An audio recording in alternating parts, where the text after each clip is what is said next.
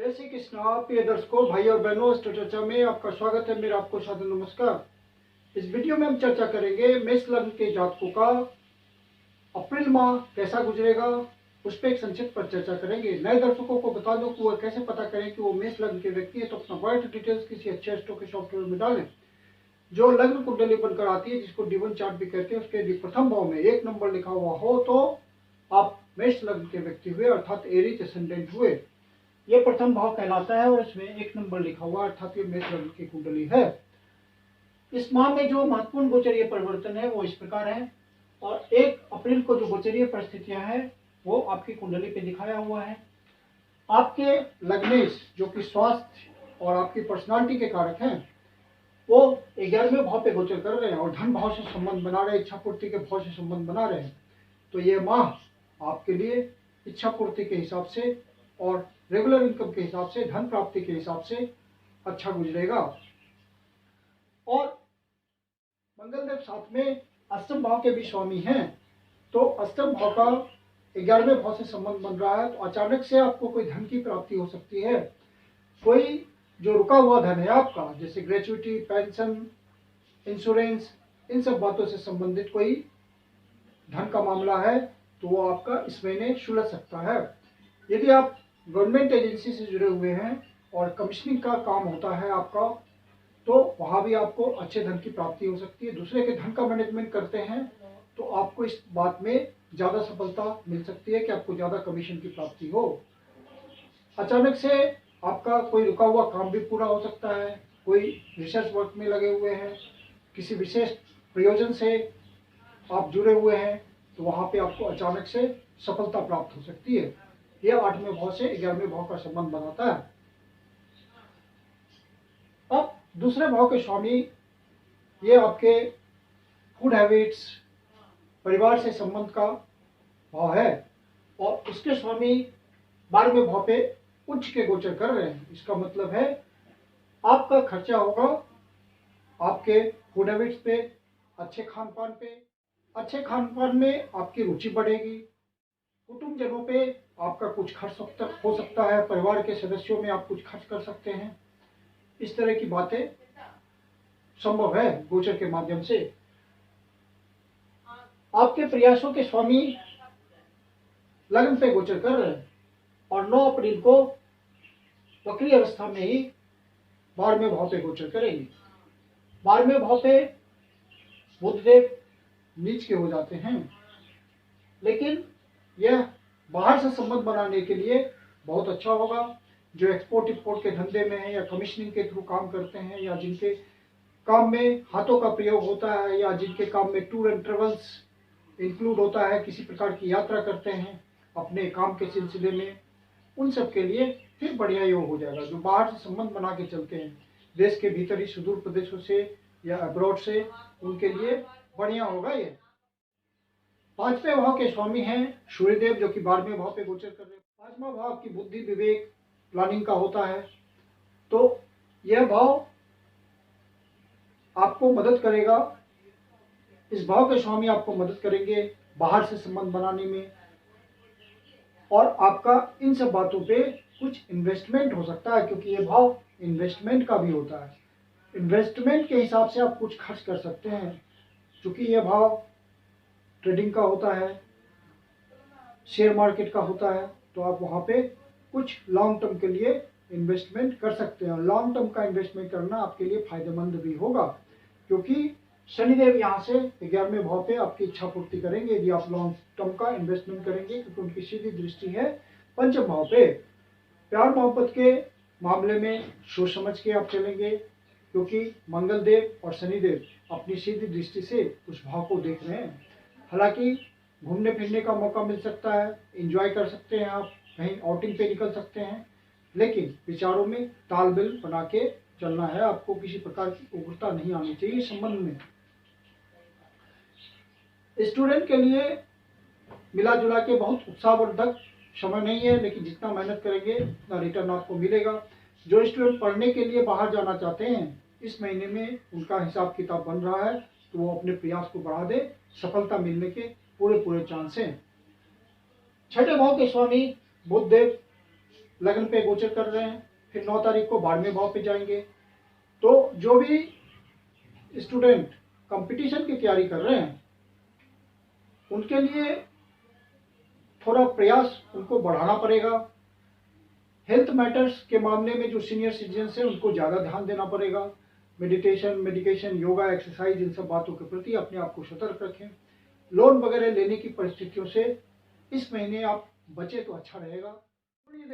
सूर्यदेव 13 तारीख को यहाँ से निकल करके लग्न भाव पे गोचर करेंगे, तो ये अच्छी स्थिति हो जाएगी, क्योंकि अपने मित्र की राशि में गोचर करेंगे। हालांकि आपके एग्रेशन में वृद्धि हो सकती है और आप किसी तरह अपने लाइफ पार्टनर के प्रति भी एग्रेसिव हो सकते हैं, इस बात का ध्यान रखेंगे आप। बिजनेस के लिहाज से ये महीना आपके लिए ठीक ठाक है। प्रॉपर ढंग से इन्वेस्टमेंट करें, आपको फायदा मिलेगा, क्योंकि इस भाव के स्वामी उच्च के होकर के 12वें भाव पे गोचर कर रहे हैं। बाहर से संबंध बनाने का मौका मिले तो जरूर बनाइए, फेवरेबल गोचर है इस मामले में। बाहर जाना पड़े तो आप जरूर जाएं। जो भी आप ट्रैवल करेंगे बिजनेस पर्पज से वो आपका अच्छा रहेगा, फ्रूटफुल रहेगा। और जो पर्सनल इंटरेक्शन, जो पब्लिक इंटरेक्शन में है, उनके लिए भी कोई छोटा मोटा इन्वेस्टमेंट उनको करने की जरूरत पड़े तो जरूर करें, वो लाभप्रद होगा। आपका लाइफ पार्टनर यदि किसी जॉब के लिए ट्राई कर रहा है तो ये महीना बहुत फेवरेबल है, उसे अवश्य ट्राई करना चाहिए, क्योंकि उसे सफलता मिल सकती है, गोचर का इंडिकेशन है। और मैरिटल लाइफ में भी अच्छी स्थिति बनी रहेगी। आप एक दूसरे के प्रति बहुत प्यार मोहब्बत से रहेंगे और बड़ा ही सद्भाव बना रहेगा। भाग्य भाव की स्थिति तो अच्छी है, क्योंकि भाग्य भाव के स्वामी लग्न पे गोचर कर रहे हैं। गुरुदेव बृहस्पति, तो भाग्य भाव के स्वामी का लग्न में बैठना अपने आप में एक राजयोग होता है, तो उसका फल आपको मिलेगा। भाग्य का साथ तो आपको मिलेगा ही। कर्म के स्वामी लाभ भाव पे गोचर कर रहे हैं शनिदेव, तो आपको मेहनत कड़ी करनी पड़ेगी, क्योंकि शनिदेव की लग्न पे भी दृष्टि है। आप मेहनत बनाए रखें, शनिदेव आपको रेगुलर इनकम देते रहेंगे। और मंगल देव 23 तारीख से पहले यही गोचर कर रहे हैं, तो 2 क्रूर ग्रहों का 11वें भाव पे गोचर करना धन प्राप्ति की दृष्टि से अच्छा होता है, इनकम की दृष्टि से अच्छा होता है। लेकिन जो सरकारी सेवा में हैं उनको इलीगल इनकम से बचना चाहिए, क्योंकि शनिदेव और मंगल देव दोनों ही 11वें भाव पे एक साथ हैं और आपके मंगल देव अष्टमेश हैं, तो किसी प्रकार की परेशानी हो सकती है। मंगल देव फिर 23 तारीख को 12वें भाव पे गोचर करेंगे, और 12वें भाव पे गोचर करते हुए यहाँ पे बृहस्पति देव और मंगल देव का आपस में राशि परिवर्तन होगा, तो ये एक अच्छी स्थिति है। जो भी एक्सपोर्ट इंपोर्ट के धंधे में हैं, जिनका भी देश के भीतर बहुत सारे ब्रांचेज हैं, कोई कंपनी चलाते हैं या देश के बाहर ब्रांचेज हैं, उनको बहुत ही अच्छी सफलता मिल सकती है यदि उनके ओरिजिनल लेटर चार्ट में कोई इंडिकेशन होगा पॉजिटिव। तो शुक्रदेव 24 तारीख को यहाँ से निकल करके लग्न पे गोचर करेंगे और अपने ही राशि को देखेंगे, तो जो शुक्र से संबंधित व्यवसाय में हैं उनको विशेष फायदा मिलेगा। जो पब्लिक इंटरेक्शन में रहकर काम करते हैं, अपना कोई काम धंधा है, स्वतंत्र रूप से कोई काम करते हैं, तो उनके लिए भी समय अच्छा चलेगा। और शुक्रदेव के यहाँ आने से मैरिटल लाइफ में भी बड़ा आनंद होगा। केतुदेव 6ठे भाव पे हैं, लंबे समय के लिए हैं, तो स्वास्थ्य संबंधी परेशानियों का ध्यान रखना है आपको। यदि कोई स्वास्थ्य संबंधी प्रॉब्लम चल रहा है तो विशेष रूप से केयर रखना है। राहुदेव 12वें भाव पे गोचर कर रहे हैं, तो 12वें भाव पे राहुदेव का गोचर करना विदेश से संपर्क बना के चलने वाले लोगों के लिए बहुत ही अच्छा है।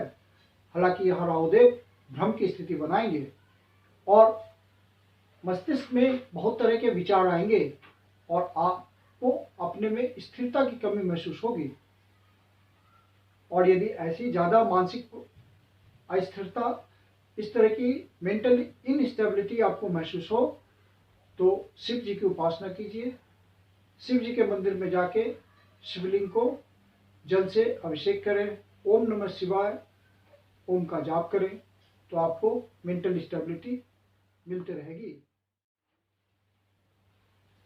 चंद्रदेव 21 और 22 तारीख को छठे भाव पे गोचर करेंगे, तो स्वास्थ्य संबंधी परेशानियों का ध्यान रखना है। विशेष रूप से किसी से वाद विवाद में नहीं उलझना है, कोर्ट कचहरी के मामले से बचना है।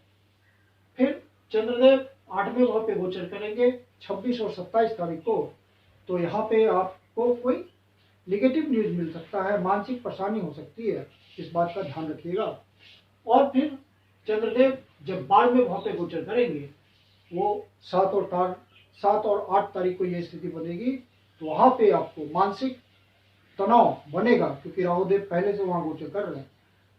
उस मानसिक तनाव से आपको बचना है, उसके लिए मेडिटेशन का सहारा आपको लेना चाहिए, ताकि आप आराम से उस स्थिति से बाहर निकल आए। कुल मिलाकर के ये महीना आपके लिए सुखद है। कुछ बातों का ध्यान रखिए। मैं कुंदन शर्मा आप लोग का हार्दिक स्वागत करता हूं। यदि आपको वीडियो अच्छा लगा तो इसको लाइक करें, अपने परिचितजनों को शेयर करें, और यदि एस्ट्रो चर्चा चैनल पर पहली बार आए हैं या अभी तक सब्सक्राइब नहीं किया है, सब्सक्राइब करना भूल जाते हो, तो आपसे निवेदन है कि इसको सब्सक्राइब जरूर करें और बेल आइकन को प्रेस कर दें, ताकि आपको प्रॉपर नोटिफिकेशन मिलता रहे। और यदि आपके जीवन की कोई समस्या जिसका समाधान आप हमसे चाहते हैं, तो पर्सनल कंसल्टेशन ले सकते हैं। मेरी अपनी कंसल्टेशन शुल्क होती है। कंसल्टेशन के लिए आप बुकिंग कर सकते हैं 9891644517। यह बुकिंग नंबर है, व्हाट्सएप नंबर है। धन्यवाद।